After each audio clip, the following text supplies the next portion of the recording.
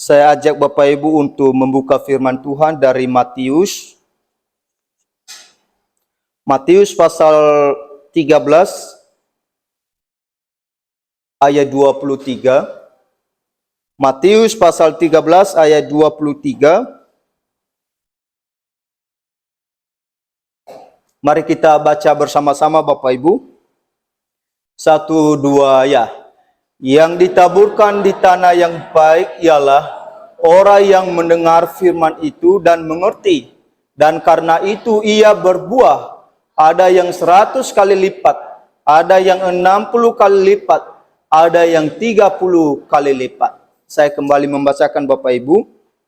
Yang ditaburkan di tanah yang baik ialah orang yang mendengar firman itu dan mengerti. Dan karena itu ia berbuah. Ada yang 100 kali lipat, ada yang 60 kali lipat, ada yang 30 kali lipat. Demikian pembacaan firman Tuhan. Tema kita di pagi hari ini Bapak Ibu, menjadi tanah yang baik. Nah Bapak Ibu yang saya kasihi, tentunya seorang petani tidak pernah merindukan ketika ia menanam benih, ketika ia menanam tanaman, dia merindukan tanah yang tidak bagus. Tentu seorang petani menginginkan tanah yang baik dan subur. Nah Bapak Ibu yang saya kasihi, saya punya pengalaman di dalam hal ini. Dulu waktu saya sekolah Bapak Ibu, saya ini menjadi jurusan pertanian. Tapi memang dulu saya pilih jurusan pertanian bukan karena keinginan. Terpaksa. Tetapi paling tidak saya mempunyai pengalaman. Apa sih yang membuat tanaman itu bisa subur, bisa bertumbuh dengan sehat? Nah, dengan teori ataupun pengalaman yang saya lewati Bapak Ibu, saya simpulkan bahwa yang membuat tanaman itu bisa bertumbuh dengan baik dan sehat adalah ditanam di tanah yang baik dan subur. Dan tentunya hal ini juga Bapak Ibu menyetujui. Pastinya Bapak Ibu waktu di kampung, ini kita rata-rata di tempat ini ya, perantauan. Jadi waktu di kampung pasti kita sering menanam tanaman. Dulu waktu saya di kampung saya sering tanam pisang. Walaupun kadang-kadang hasilnya tidak memuaskan. Tetapi paling tidak kita mempunyai pengalaman. Nah jadi Bapak Ibu yang saya kasihi, seorang petani pasti ketika menanam tanaman, pasti kerinduannya mendapatkan tanah yang baik dan subur. Nah di dalam bagian firman Tuhan yang kita bacakan di pagi hari ini Bapak Ibu, demikian Yesus menginginkan hati kita ini menjadi tanah yang baik dan subur. Nah Bapak Ibu yang saya kasihi, ketika Yesus menyampaikan kebenaran kepada orang banyak pada zaman itu, Yesus tidak hanya menginginkan mereka menjadi pendengar, tetapi Yesus juga menginginkan mereka supaya mereka mengerti, supaya mereka memahami apa yang Yesus sampaikan kepada mereka. Yesus tidak hanya menginginkan mereka pendengar setia, tetapi Yesus menginginkan mereka menjadi pelaku-pelaku firman-Nya. Itulah sebabnya Yesus menyampaikan kebenaran itu kepada orang banyak pada zaman itu Bapak Ibu. Dia tidak menyampaikan kebenaran itu begitu sulit, tetapi dia menggunakan perumpamaan supaya orang-orang pada zaman itu bisa mengerti dan memahami. Jadi Yesus menggunakan perumpamaan bukan untuk mempersulit pendengarnya Bapak Ibu, tetapi untuk mempermudah mereka supaya mereka boleh mengerti dan memahami apa yang Yesus sampaikan kepada mereka. Dan tentunya juga Bapak Ibu, perumpamaan yang Yesus gunakan waktu itu adalah perumpamaan yang sangat dekat dengan kehidupan mereka. Jadi Yesus menggunakan perumpamaan itu dengan perumpamaan yang sangat dekat dengan kehidupan mereka. Tentunya mereka mengerti dan memahami jika benih itu Bapak Ibu jatuh di pinggir jalan, pasti benih itu dimakan burung dan diinjak orang. Tentu mereka mengerti bila benih itu jatuh di tanah yang berbatu-batu, pasti benih itu cepat tumbuh karena tanahnya tipis. Dan sesudah matahari terbit, maka benih itu kering dan layu. Tentu mereka juga mengerti bila benih itu jatuh di tengah semak duri, pasti benih itu mati karena dihimpit oleh semak yang ada. Dan tentunya mereka mengerti bila benih itu jatuh di tanah yang baik, dan tentunya benih itu akan berbuah banyak. Jadi Yesus mempergunakan perumpamaan itu dengan perumpamaan yang sangat dekat dengan kehidupan mereka. Namun pertanyaannya Bapak Ibu, apakah dengan Yesus menggunakan perumpamaan tersebut mereka dapat menanggap, mereka dapat mengerti kebenaran yang disampaikan oleh Yesus? Jawabannya tidak Bapak Ibu. Jadi kita bisa melihat di ayat 13 itu dikatakan di sana, itulah sebabnya aku berkata-kata dalam perumpamaan kepada mereka, karena sekalipun melihat, mereka tidak melihat, dan sekalipun mendengar, mereka tidak mendengar dan tidak mengerti. Nah, jadi ketika Yesus menjawab murid-muridnya, dia berkata orang banyak itu walaupun mereka mendengar, tetapi mereka tidak mengerti apa yang aku sampaikan kepada mereka. Nah, Bapak Ibu yang saya kasihi, lalu kalau begitu, apa faktor yang membuat mereka sehingga mereka tidak mengerti dan memahami kebenaran yang disampaikan Yesus pada zaman itu? Jawabannya adalah karena hati mereka telah menebal. Telinga mereka begitu berat mendengar dan matanya melekat tertutup. Inilah faktor sehingga orang banyak pada zaman itu mereka tidak mengerti apa yang disampaikan oleh Yesus karena hati mereka sudah menebal. Pendengaran mereka begitu berat sehingga mereka tidak mengerti apa yang Yesus sampaikan. Nah, Bapak Ibu yang saya kasihi, permasalahan ini Bapak Ibu sangat dekat dengan kehidupan kita.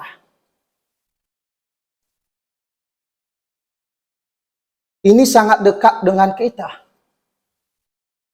Dalam konteks ini Bapak Ibu, permasalahannya tidak terletak pada pengkhotbahnya, tetapi terletak pada pendengarnya. Yesus adalah pengkhotbah yang begitu luar biasa, yang punya kuasa, yang punya karisma yang begitu luar biasa, yang punya hikmat. Tentu yang menyampaikan kebenaran itu pada zaman itu Bapak Ibu dengan hikmat dari Allah. Tetapi persoalannya pendengarnya tidak mengerti apa yang disampaikan oleh Yesus. Karena hati mereka telah menebal, telinga mereka begitu berat mendengar, dan mata mereka melekat tertutup. Nah, Bapak Ibu yang saya kasihi, mari kita renungkan hal ini. Kita seringkali menginginkan pengkhotbah yang begitu luar biasa. Retorikanya begitu bagus ketika dia menyampaikan firman Tuhan. Tetapi pertanyaannya, apakah ketika dia menyampaikan firman Tuhan bisa masuk di dalam hati kita? Banyak orang Kristen yang menginginkan pendeta-pendeta yang retorikanya begitu bagus ketika dia menyampaikan firman Tuhan. Tetapi persoalannya, firman Tuhan yang disampaikan oleh pendeta itu, pendengarnya tidak mengerti sama sekali. Bukan dalam arti tidak memahami apa yang disampaikan oleh pendeta. Tetapi pendeta menyampaikannya, didengar kuping kiri, keluar di kuping kanan. Itu yang jadi permasalahannya. Nah, Bapak Ibu yang saya kasihi,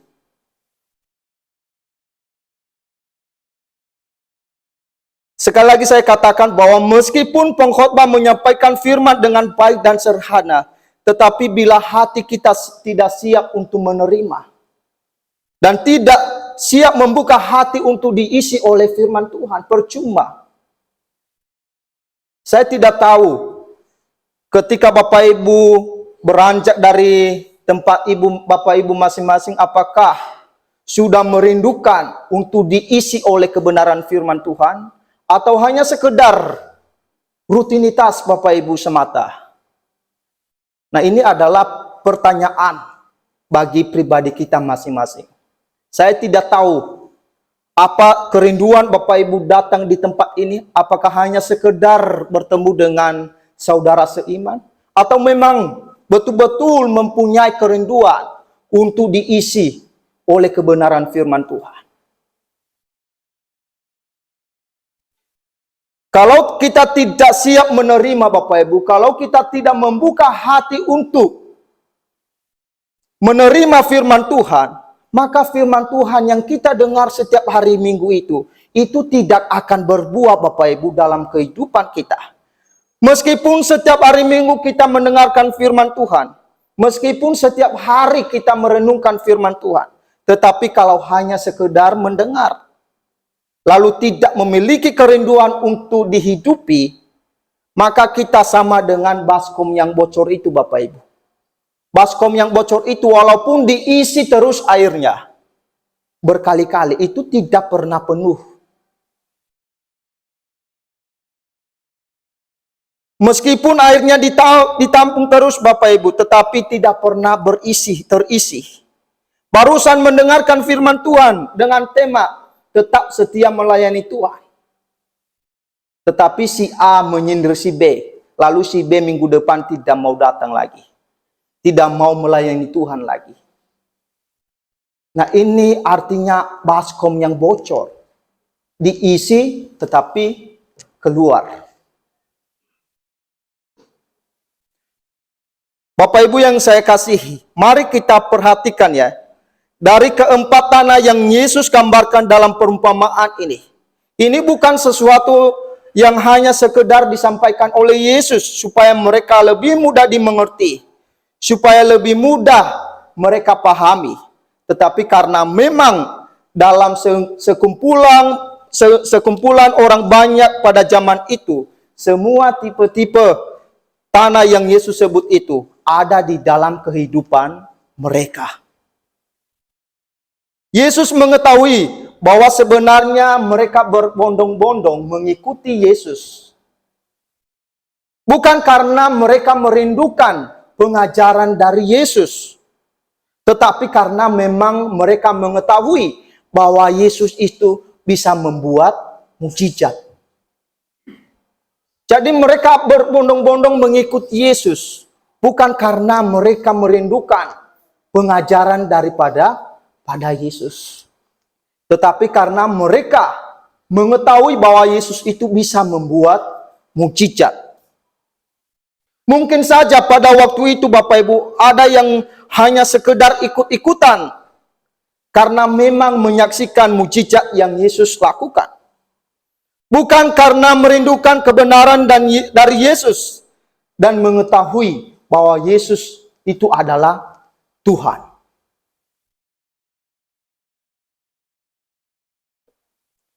Nah, saya tidak tahu seperti apa kekristenan kita Bapak Ibu.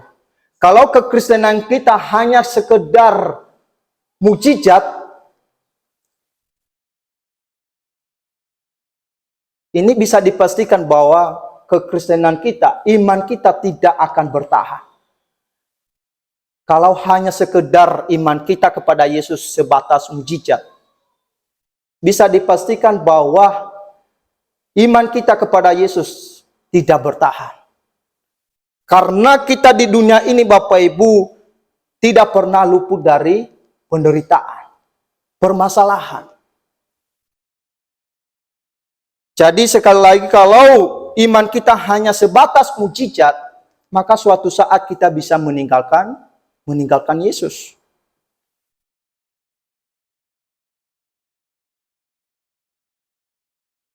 Nah, jadi kalau iman kita hanya sebatas mujizat, maka kita juga sama dengan orang-orang pada zaman itu, Bapak Ibu, yang hanya sekedar mengetahui bahwa Tuhan Yesus itu bisa melakukan mujizat.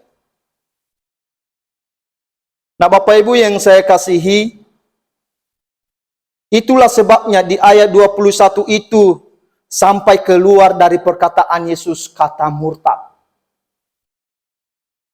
Nah, kalau udah keluar dari perkataan Yesus kata murtad, itu artinya bahwa suatu saat orang-orang yang mendengar dia itu bisa meninggalkan dia.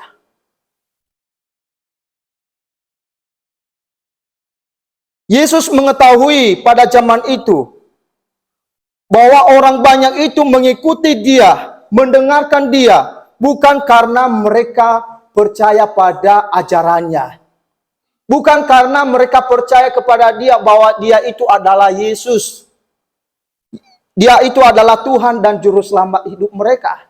Tetapi mereka percaya karena mujizat yang dilakukan oleh Yesus. Nah, Bapak Ibu yang saya kasihi, banyak orang Kristen yang hanya berpatokan pada mujizat. Datang di gereja tujuannya untuk mendengarkan pengkhotbahnya, menyampaikan mujizat yang dilakukan oleh Yesus. Kalau setiap hari Minggu, kalau pengkhotbah, dia menggunakan mimbar, dia memakai mimbar ini hanya menyampaikan mujizat yang dilakukan oleh Yesus. Lalu pertanyaannya, apakah dengan mujizat yang disampaikan oleh pengkhotbah itu, jemaat bisa bertumbuh? Kalau pengkhotbah hanya sekedar menyampaikan mujizat setiap dia berkhotbah, maka pengkhotbah itu dia sedang memanjakan pendengarnya.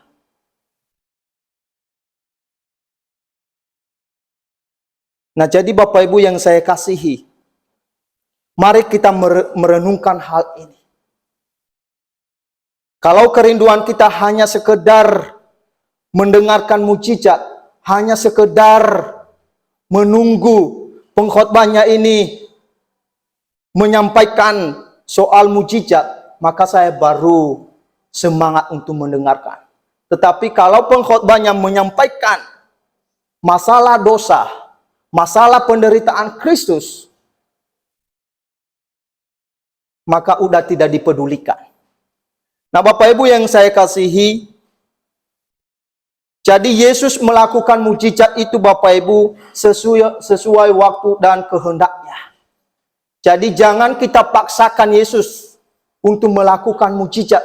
Ketika kita sakit, maka kita minta mujizat dari Tuhan supaya kita disembuhkan. Tidak, Bapak Ibu. Jadi Tuhan melakukan mujizat itu sesuai waktu dan kehendaknya, bukan sesuai waktu kita. Bukan kita yang mengatur Tuhan, tetapi Tuhan yang mengatur kita. Jadi dia melakukan mujizatnya itu sesuai kedaulatannya. Kapan dia, misalnya kita sakit, kapan dia mau menyembuhkan kita, itu sesuai dengan kehendaknya. Bukan sesuai dengan keinginan kita. Kalau sesuai dengan keinginan kita, bisa kita atur Tuhan. Kapan kita mau atur Tuhan? Kalau kita ingin kaya, kita bisa atur Tuhan. Tuhan, beri saya kekayaan. Jadi Tuhan kita tidak semacam itu, Bapak Ibu. Jadi Tuhan kita bukan Tuhan yang bisa diatur. Jadi dia berotoritas. Dia berdaulat di dalam kehidupan kita. Nah, Bapak Ibu yang saya kasihi, kita masih ingat mujizat yang dilakukan Yesus di perkawinan di Kana. Di sana masalahnya adalah kehabisan anggur. Maka Maria berkata kepada Yesus, dia berkata, mereka kehabisan anggur. Lalu Yesus menjawab, mau apakah engkau daripadaku, Ibu? Saatku belum tiba. Nah, jadi Bapak Ibu, Yesus melakukan mujizatnya ini sesuai dengan waktunya. Kalau belum waktunya dia melakukan hal itu, maka itu tidak akan terjadi. Jadi dia mengabulkan permintaan kita, dia mengabulkan permohonan kita, itu sesuai dengan kehendaknya.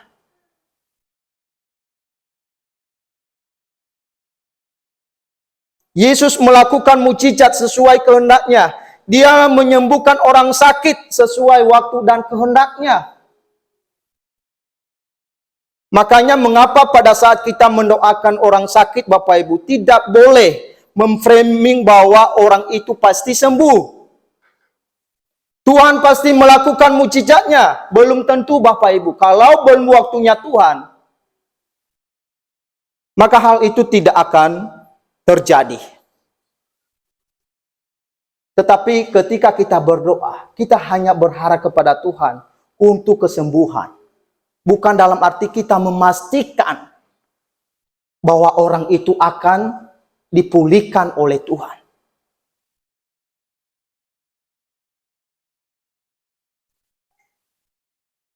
Tetapi banyak orang Kristen yang sering mendistori, setiap mendoakan orang sakit, orang ini pasti sembuh. Tuhan pasti melakukan mujizatnya.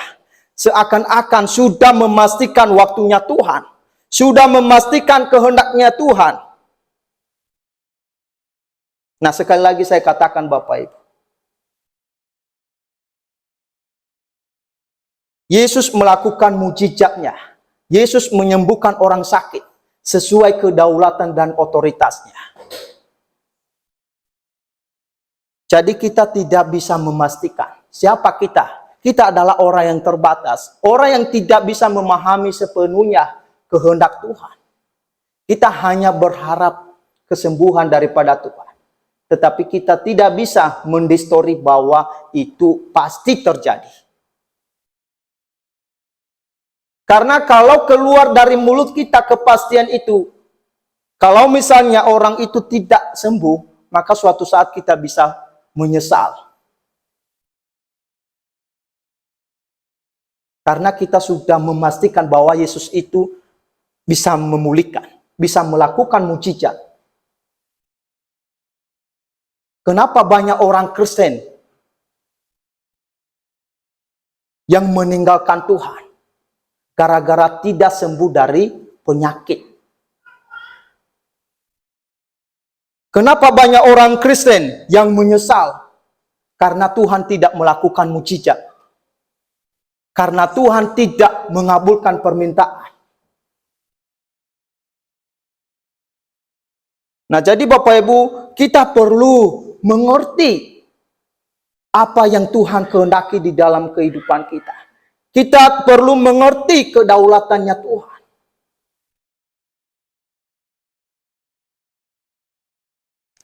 Nah, jadi Bapak Ibu, kita sebagai orang Kristen seharusnya tidak hanya sekedar ikut-ikutan. Makanya penting sekali kita mengerti firman Tuhan, Bapak Ibu, supaya kita tidak salah melangkah.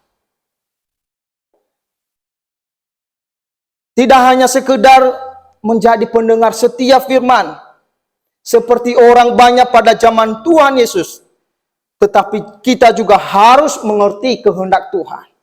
Di mana kita mengerti kehendak Tuhan, Bapak Ibu? Tentu melalui firman-Nya.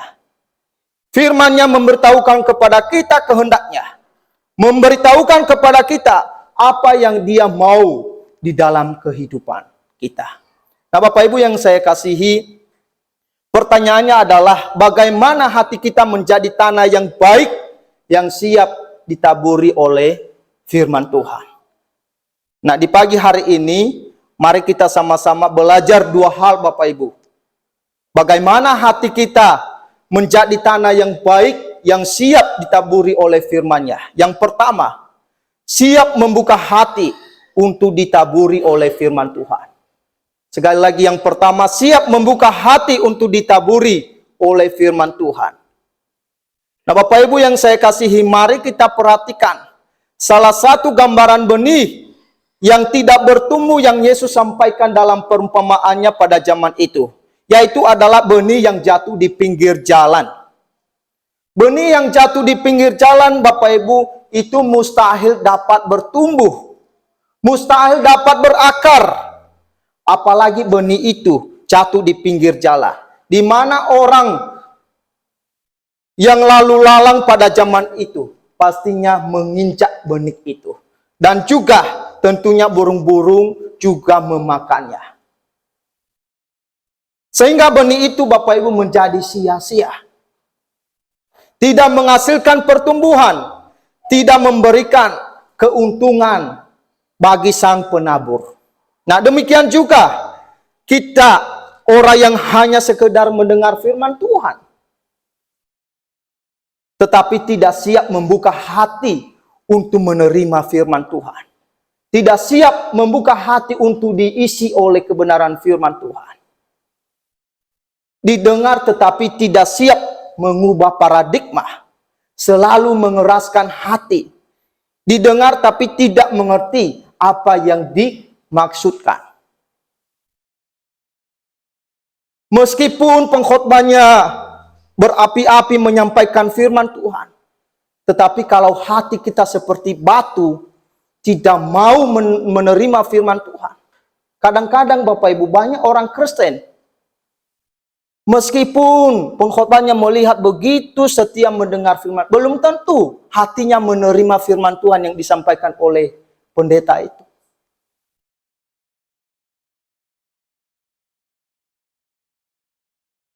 Nah Bapak Ibu yang saya kasihi, Yesus menggunakan perumpamaan pada zaman itu, bukan, sekali lagi saya katakan bahwa bukan untuk mempersulit mereka, tetapi untuk memudahkan mereka mengerti kebenaran.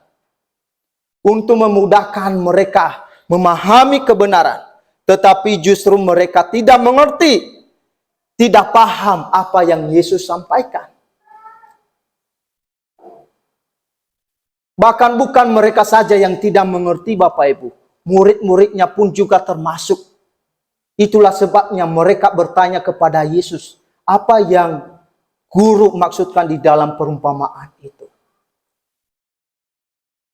Jadi meskipun kita sebagai orang Kristen Bapak Ibu, kalau kita tidak sungguh-sungguh membuka hati untuk mendengarkan firman Tuhan, menerima firman Tuhan, maka firman Tuhan yang diberitakan itu pasti tidak akan bertumbuh di dalam hati kita. Bahkan kita tidak bisa mengerti karena firman itu tidak sampai ke dalam hati kita.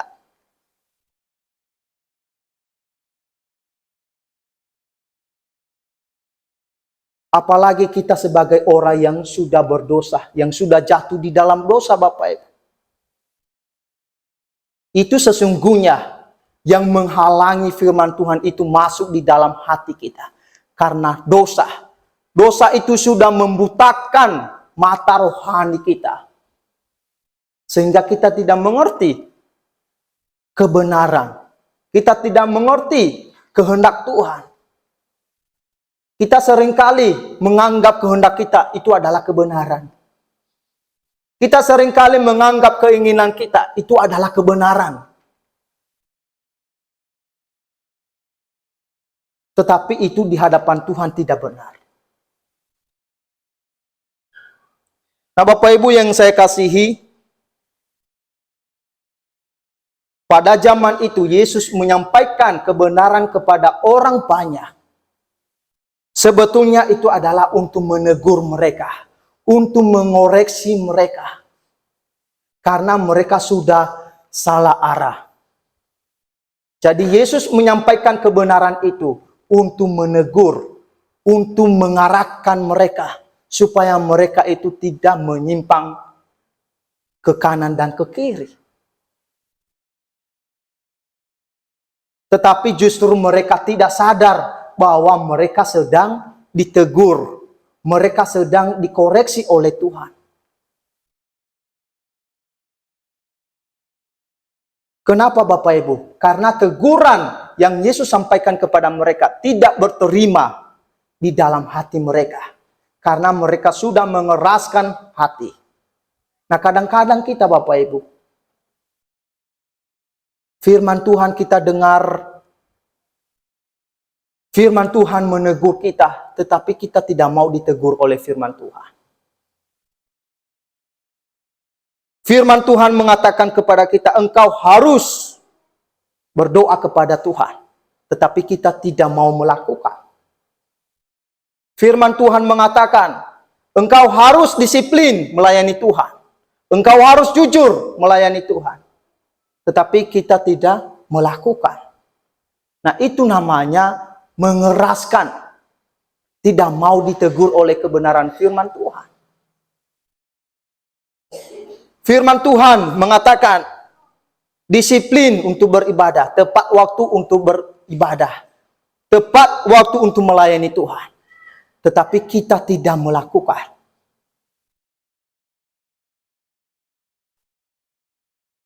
Nah, Bapak Ibu yang saya kasih, orang yang hatinya keras, orang yang hatinya selalu mengeraskan hati terhadap kebenaran adalah orang yang tidak mau bertobat. Orang yang tidak mau berubah. Jadi sekali lagi saya katakan bahwa Bapak Ibu, orang yang mengeraskan hati terhadap kebenaran firman Tuhan adalah orang yang tidak mau bertobat. Orang yang tidak mau berubah. Nah, Bapak Ibu yang saya kasihi, sebetulnya sumber yang membuat orang banyak itu tidak mengerti kebenaran yang disampaikan oleh Yesus pada zaman itu, bukan karena panca indera mereka tidak mampu menyimak apa yang Yesus sampaikan. Tetapi sumbernya adalah karena hati mereka telah menebal. Telinganya berat mendengar dan matanya melekat tertutup. Itulah yang dikatakan di dalam ayat 15 itu. Nah, Bapak Ibu yang saya kasihi, inilah yang perlu kita perhatikan. Ini yang perlu kita renungkan. Jangan sampai hanya sekedar kita datang ke gereja mendengar firman Tuhan. Tetapi firman Tuhan tidak pernah masuk di dalam hati kita. Kita sudah 20 tahun menjadi Kristen, tetapi firman Tuhan sama sekali tidak pernah masuk di dalam hati kita. Kita sudah 10 tahun menjadi pelayan Tuhan, tetapi firman Tuhan tidak pernah kita lakukan. Nah, ini yang perlu kita renungkan. Ini berlaku bagi kita semua. Baik yang sudah terjun di dalam pelayanan maupun yang belum. Jadi ini berguna bagi kita untuk menegur kita. Untuk mengubah paradigma kita. Untuk mengoreksi kita. Supaya kita lebih sungguh-sungguh melakukan pekerjaan Tuhan. Supaya kita lebih sungguh-sungguh percaya kepada Yesus. Saya tidak tahu apakah di antara kita masih ada yang belum mengerti siapa itu Yesus. Nah, ini yang berbahaya. Kalau kita hanya sekedar datang setiap hari Minggu, tetapi kita tidak mengerti siapa yang kita sembah. Kalau hanya sekedar kita dengar Yesus itu dari orang lain, tetapi belum ada di dalam hati kita. Ini yang perlu dipertanyakan. Apakah kita ini sungguh-sungguh Kristen sejati? Atau hanya Kristen abal-abal? Kalau Kristus belum ada di dalam hati kita, kita belum menjadi Kristen sejati, Bapak Ibu. Meskipun setiap hari Minggu kita datang bergereja di tempat ini. Tetapi kalau Kristus belum ada di dalam hati kita, kita bukan Kristen sejati. Jadi mari kita mengoreksi diri kita. Apakah Yesus sudah ada di dalam hati kita? Kalau belum, Bapak Ibu, percuma. Kita percuma habiskan waktu kita untuk datang beribadah kepada Tuhan. Percuma kita menghabiskan waktu kita untuk melayani Tuhan kalau Yesus belum ada di dalam hati kita. Jadi mari kita pastikan apakah Yesus sudah sungguh-sungguh ada di dalam hatiku.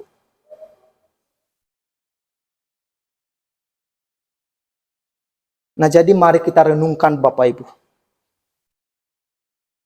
Jika firman Tuhan yang kita dengar setiap hari Minggu Bapak Ibu tidak pernah menyentuh perasaan kita, tidak pernah menyentuh jiwa kita, tidak pernah menembus sampai ke dalam hati kita, tidak pernah menusuk perasaan kita, maka sesungguhnya perumpamaan ini juga berlaku bagi kita. Firman itu hanya sekedar kita dengar, tetapi tidak sampai tembus dalam hati kita. Sama dengan benih yang jatuh di pinggir jalan, tidak sampai masuk ke dalam tanah. Nah, Bapak Ibu yang saya kasihi, Pak Pendeta pernah sampaikan begini, bahwa jika firman yang kita dengar menyinggung perasaan kita, karena firman itu menegur, karena firman itu mengoreksi, maka itu artinya mata rohani kita masih aktif. Mata rohani kita masih berfungsi.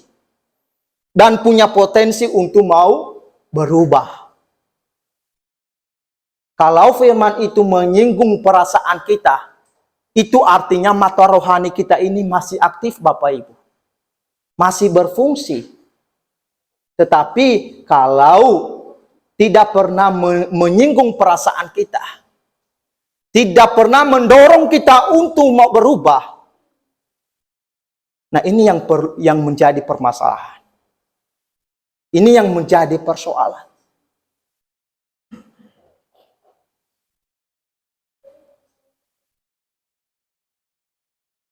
Kalau firman Tuhan itu mengarahkan kita untuk semakin mencintai Tuhan, kalau firman itu mendorong kita untuk melayani Tuhan dengan sungguh-sungguh, maka mata rohani kita masih sehat, masih berfungsi.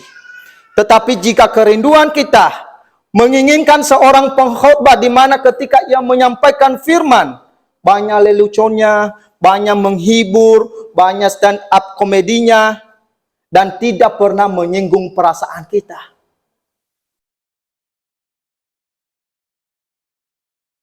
Kalau pengkhotbahnya banyak menghibur, pendengar begitu semangat mendengarkan firman Tuhan. Kalau banyak leluconnya, pengkhotbah begitu begitu semangat mendengarkan.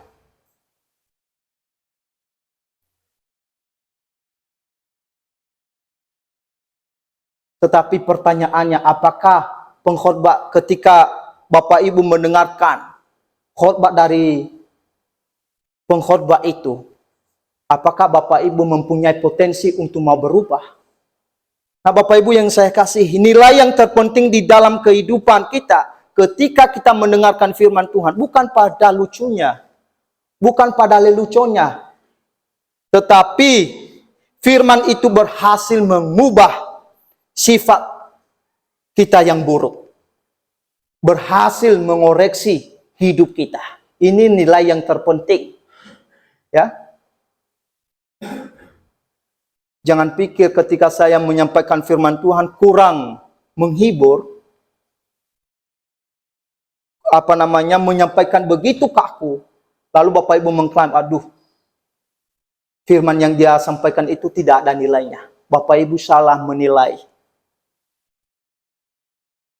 Jadi nilai yang terpenting di saat kita mendengarkan firman Tuhan itu berhasil mengubah sifat kita yang buruk. Berhasil membawa kita pada perubahan yang lebih baik. Firman Tuhan tidak pernah menjerumuskan kita ke hal-hal yang buruk. Justru firman Tuhan mengubah kita.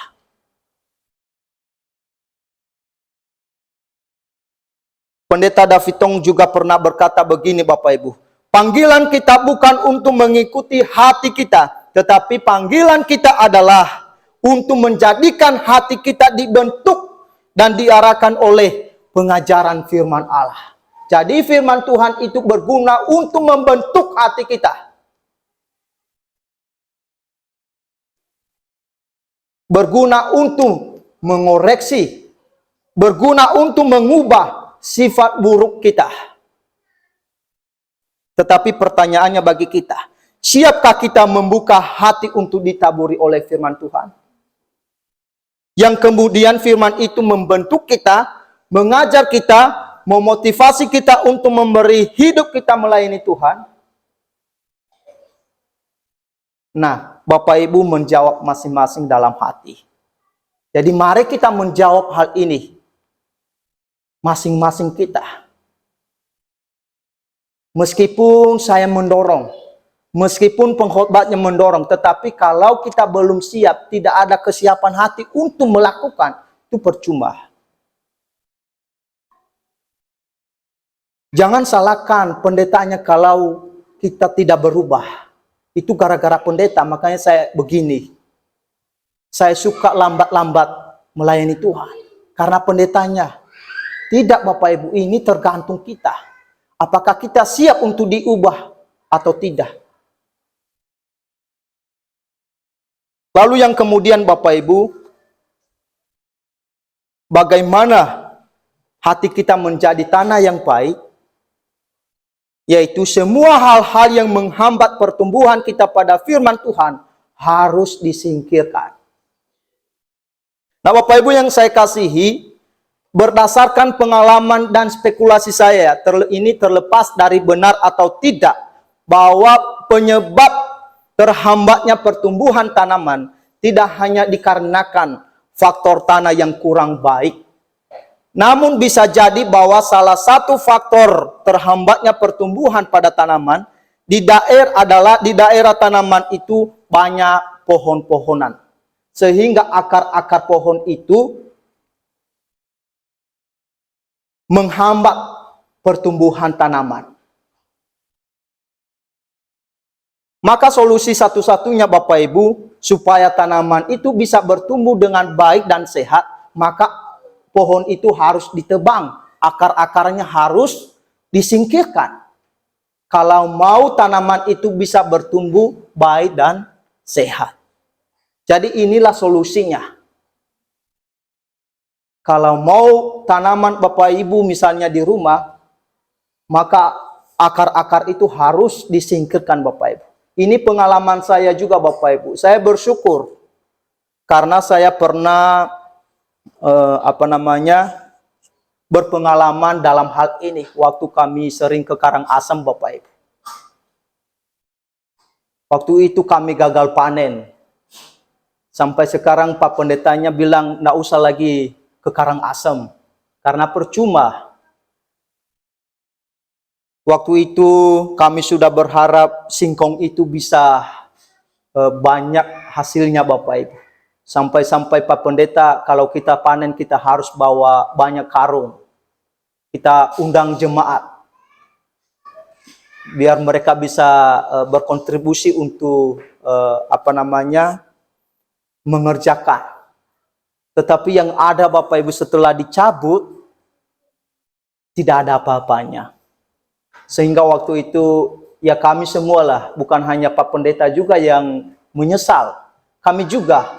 Karena memakan waktu kami juga. Karena kalau ke Karangasem itu Bapak Ibu, mulai pagi sampai sore baru pulang. Jadi Pak Pendeta bilang, mungkin penyebabnya tanaman ini tidak bisa berhasil karena banyak pohon di daerah itu. Sehingga akarnya itu merambat kemana-mana. Akhirnya tanaman itu terhambat untuk bertumbuh. Nah jadi solusi satu-satunya Bapak Ibu, akar-akar itu harus dicabut, disingkirkan. Nah demikian juga dengan kita Bapak Ibu. Semua akar-akar kejahatan seperti kebencian, keiri hatian. Kenapa si A itu banyak uang ya? Tuhan itu tidak adil. Kenapa dia tidak memperkaya saya? Padahal kami sama-sama jemaat Eleos Bali. Menaruh dendam dan lain sebagainya. Ini adalah akar-akar kejahatan. Dan itu harus disingkirkan Bapak Ibu. Harus dibuang jauh-jauh. Karena kenapa?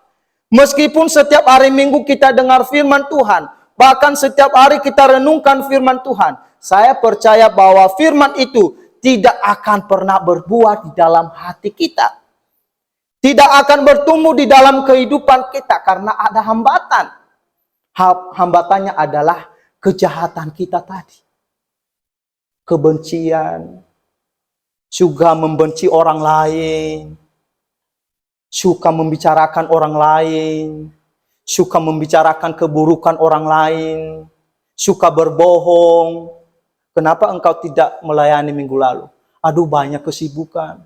Padahal tidak ada kesibukan, Bapak Ibu. Kenapa engkau tidak beribadah? Waduh, banyak kegiatan, padahal tidak ada kegiatan. Itu adalah akar kejahatan. Kebohongan itu adalah akar kejahatan, Bapak Ibu. Itulah sebabnya firman Tuhan berkata di dalam Yakobus pasal 1 ayat 21. Sebab itu buanglah segala sesuatu yang kotor dan kejahatan yang begitu banyak itu. Dan terlimalah dengan lemah lembut firman yang tertanam di dalam hatimu, yang berkuasa menyelamatkan jiwamu. Keegoisan, kemalasan, kebencian kita terhadap sesama kita, kesombongan kita, Bapak Ibu, itu adalah akar kejahatan yang menghambat kita bertumbuh di dalam kebenaran firman Tuhan. Itu kita harus buang. Firman Tuhan mendorong kita. Firman Tuhan menegur kita, mengoreksi kita, buang semuanya itu. Karena itu menghambat engkau untuk bertumbuh di dalam Tuhan. Kesombongan itu buang. Karena itu menghambat engkau mencintai Tuhan. Karena Tuhan tidak begitu, Bapak Ibu. Tuhan tidak sombong.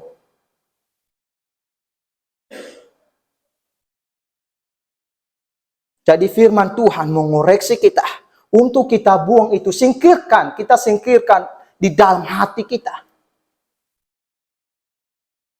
Karena itu merupakan kejahatan dan sesuatu yang kotor yang menghambat pertumbuhan kita kepada firman Tuhan. Sesuatu yang kotor yang mengganggu kesehatan rohani kita. Nah, Bapak Ibu yang saya kasihi, bila sampah di rumah Bapak Ibu tidak pernah dibuang dan dibiarkan begitu saja sehingga baunya mengganggu kenyamanan Bapak Ibu, mengganggu kesehatan Bapak Ibu, apakah Bapak Ibu masih membiarkan sampah itu? Saya rasa tidak, Bapak Ibu. Tentu Bapak Ibu membuang sampah itu. Kecuali kalau kita tidak bisa penciumannya sedang terganggu gitu. Tapi selama penciuman kita masih sehat, pasti kita buang sampah itu. Siapa yang suka pada sampah? Tidak ada. Karena sampah itu mengganggu kenyamanan kita. Mengganggu kenyamanan kita. Mengganggu kesehatan kita, Bapak Ibu. Bisa membuat kita flu. Bisa membuat kita batuk. Jadi, sampah itu pasti Bapak Ibu membuang. Karena itu sesuatu yang mengganggu kenyamanan dan mengganggu kesehatan kita semua. Nah, demikian hanya dengan hambatan pertumbuhan kita terhadap firman Tuhan, Bapak Ibu. Jadi kita harus buang itu. Hal-hal yang kotor yang masih ada di dalam hati kita, itu kita harus buang. Karena itu mengganggu kesehatan kita. Mengganggu kesehatan rohani kita. Itu kita harus singkirkan. Kebencian itu, Bapak Ibu, sangat mengganggu itu. Pertumbuhan kita kepada firman Tuhan. Apalagi yang kita benci misalnya adalah pengkhotbahnya, pendetanya. Kita pura-pura dengar firman Tuhan, padahal dalam hati kita sedang membenci pendetanya itu. Nah, itu perlu dibuang itu, Bapak Ibu. Ketika kita menaruh kebencian kepada pengkhotbahnya atau kepada pendetanya, itu bisa dipastikan bahwa firman yang disampaikan oleh pengkhotbah itu tidak akan mendapat tempat yang baik di dalam hati kita.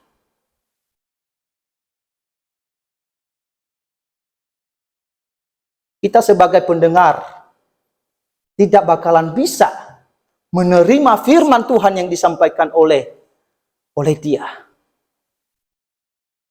Jangankan firman yang dia sampaikan, ketika kita berrelasi dengan dia saja, itu kita kurang respect.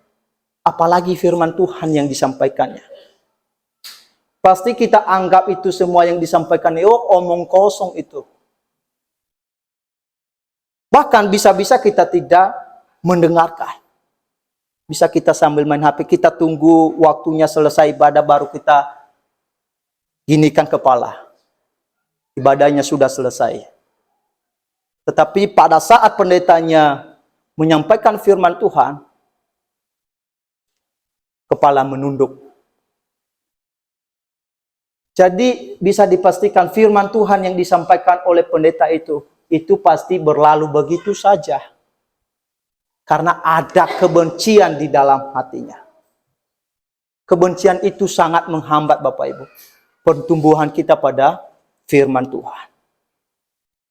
Bapak Ibu yang saya kasih, seringkali saya dengar orang berkata begini Bapak Ibu.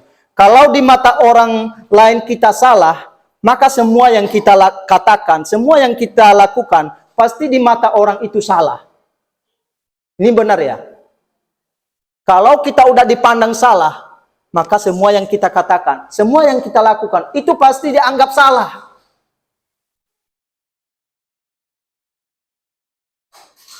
Nah, kita harus ubah itu Bapak Ibu. Jadi tidak semua orang yang kita anggap salah itu adalah salah. Ketika dia ngomong, walaupun itu benar, kita sudah klaim itu salah. Walaupun dia berkata, Yesus itu adalah Tuhan dan Juru Selamat, itu salah. Karena kita sudah pandang dia salah. Ketika dia beri masukan, kita tidak pasti menerima itu. Itu udah pasti salah. Nah, ini kita harus hati-hati Bapak Ibu. Nah, inilah yang dialami oleh Yesus pada zaman itu. Saya percaya bahwa di antara orang banyak yang mendengar dia pada zaman itu Bapak Ibu, bisa dipastikan bahwa banyak orang yang tidak percaya kepada dia. Bahkan ada yang membenci dia. Apalagi dia membicarakan kebenaran yang sifatnya menegur, yang sifatnya mengoreksi. Dia saja tidak dipercayai, apalagi perkataannya, apalagi kebenaran yang disampaikannya. Dia saja tidak dipercayai. Bagaimana omongannya bisa dipercayai? Nah, ini yang dialami oleh Yesus pada zaman itu. Jadi, firman Tuhan, pengajaran yang disampaikan oleh Yesus itu tidak masuk di dalam hati orang banyak pada zaman itu. Bukan karena mereka tidak mampu memahami, bukan karena mereka tidak mampu menyimak apa yang disampaikan oleh Yesus, tetapi karena hati mereka sudah dikuasai oleh kebencian, sudah dikuasai oleh kejahatan, sehingga firman Tuhan yang disampaikan oleh Yesus sama sekali mereka tidak mengerti. Maka dengan itu Bapak Ibu, kalau mau hati kita menjadi tanah yang baik, tanah yang subur, dan tanah yang siap ditaburi oleh firman Tuhan, maka semua akar-akar kejahatan itu mari kita singkirkan. Mari kita buang jauh-jauh supaya tidak menghambat pertumbuhan kita pada kebenaran firman Tuhan. Apakah kita siap menyingkirkan? Saya dan Bapak Ibu siap untuk menyingkirkan ini? Segala kejahatan seperti kebohongan, kebencian, kemalasan, dan lain sebagainya, apakah kita siap untuk membuang jauh-jauh? Apakah kita masih ingin memelihara? Nanti saya baru buang kalau saya sudah masuk rumah sakit.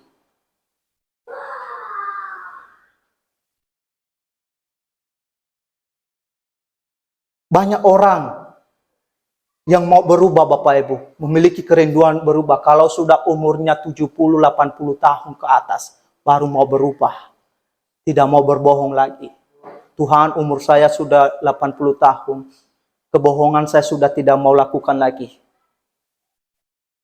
Saya mau melayani Tuhan. Saya tidak lagi malas-malasan beribadah. Saya jujur melayani Tuhan.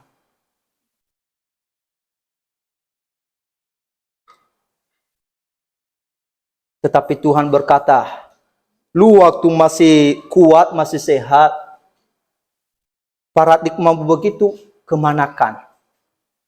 Kenapa baru ada kerinduan setelah engkau sudah berumur 80 tahun? kamu memberikan yang tidak terbaik buat aku. Nah, kadang-kadang kita Bapak Ibu, kita kadang-kadang memberikan yang kurang terbaik untuk Tuhan.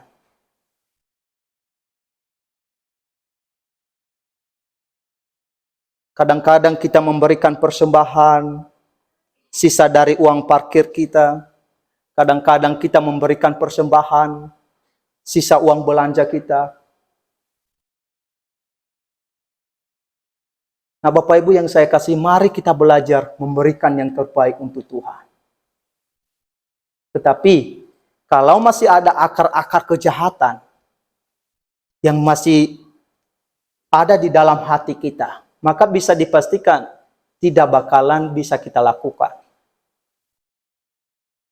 Karena itu yang menghambat kita untuk tidak mampu melakukan. Jadi sekali lagi Bapak Ibu,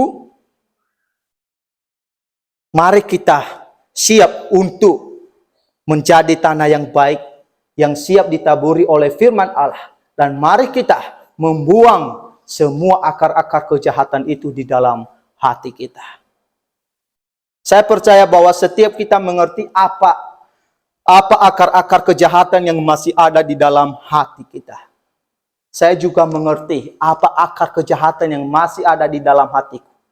Dan Bapak Ibu juga mengerti apa yang masih ada di dalam hati kita. Akar-akar kejahatan yang masih ada di dalam hati kita. Jadi, mari kita renungkan hal ini. Mari kita berubah Bapak Ibu. Kalau kita mau bertumbuh di dalam kebenaran firman Tuhan, semua hal-hal yang jahat itu, mari kita singkirkan. Mari kita berdoa.